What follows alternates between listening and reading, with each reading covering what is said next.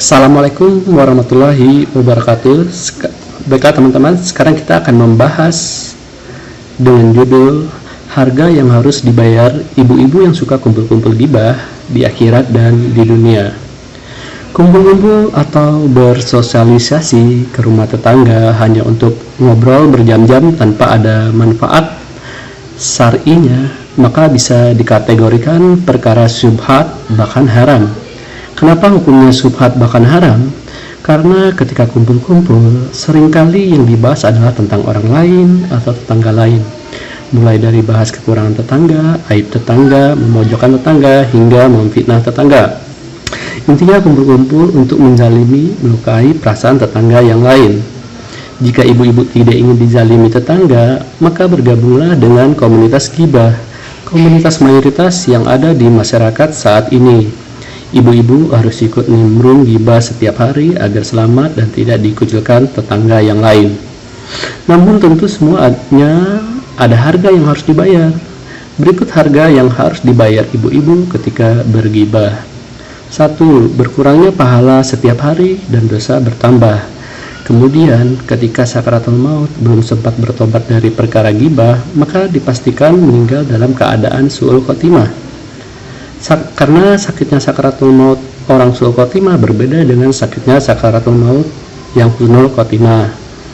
Kedua, ketika sudah berada di alam kubur, ibu-ibu yang suka gibah di dunia tadi pastinya mendapat siksa yang sangat pedih.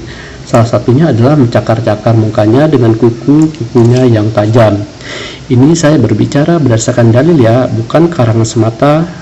Berikut dalilnya. Dalam perjalanan Isra Miraj, Rasulullah SAW sempat melihat pemandangan mengerikan. Aku diperlihatkan orang yang mencakar-cakar mukanya sendiri dengan kuku-kuku tajam mereka. Lantas Rasulullah SAW bertanya kepada malaikat Jibril, "Wahai Jibril, siapakah mereka itu?" Malaikat Jibril menjawab, "Mereka adalah yang menggunjing orang lain dan membuka aib kehormatan dirinya." Jadi, menggunjing orang lain atau gibah menjadi faktor penyebab azab kubur. Namun, ibu-ibu yang suka gibah jangan berpikir hanya dapat azab di akhirat saja. Di dunia pun ada azab atau karma yang didapat. Berikut harga yang harus dibayar ibu-ibu suka gibah tadi selagi di dunia. 1. Rezeki seret, hati tidak tenang, keluarga tidak harmonis, dihinggapi berbagai penyakit hati, dengki, hasad, hasut, dan penyakit tubuh. Dan ini yang paling parah dari yang terparah, hidayah tidak datang menghampiri hingga ajal menjemput. Padahal bagi seorang muslim, hidayah itu sangat penting dan dibutuhkan setiap hari. Ketika hidayah tidak datang hingga ajal menjemput, maka yang terjadi adalah seperti paragraf pertama postingan saya, yakni mati dalam keadaan su'ul khotimah, 2. Azab mencakar-cakar di dalam kubur. Dan 2 poin ini banyak yang sudah dialami ibu-ibu suka gibah yang sudah meninggal. Jika diberi kesempatan hidup lagi, ibu-ibu yang dapat azab tadi ingin dikembalikan ke dunia dengan senang hati dalam keadaan buta, tuli, busa, bisu, bahkan rela lumpuh seumur hidupnya agar tidak bisa berkunjung ke rumah tetangga atau kumpul-kumpul untuk bergunjing. Karena sisa kubur itu tidak pernah terbayangkan, tidak bisa digambarkan oleh manusia manapun di dunia. Siksa kubur itu benar-benar sangat teramat-amat super duper pedih. Tidak pernah ada kepedihan di dunia ini yang bisa menyamakan siksa kubur. Ibarat perbandingan, sedetik siksa kubur jauh teramat mengerikan dari 1000 tahun siksa penjara di dunia. Bayangkan harus mencakar-cakar tubuh dengan kuku-kuku tajam setiap detik, menit, jam, hari, bulan, tahun, abad, hingga ratusan ribu tahun. Apakah kehidupan ratusan ribu tahun yang seperti itu yang ibu-ibu inginkan dalam kubur? Yang mana jauh lebih panjang dari kehidupan dunia yang sangat singkat, hanya 70 tahunan. Saya pribadi tidak sanggup.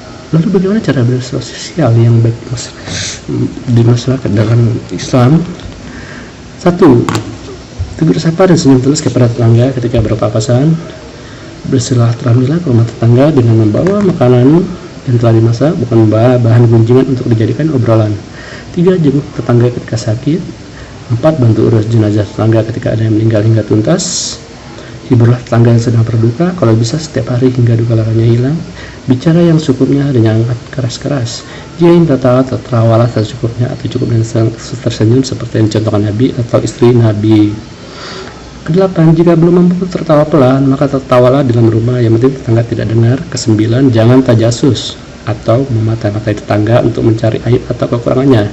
Kesepuluh, jangan namimah atau mengadu domba tetangga. 11, jangan menguping. 12, jangan berkata kasar.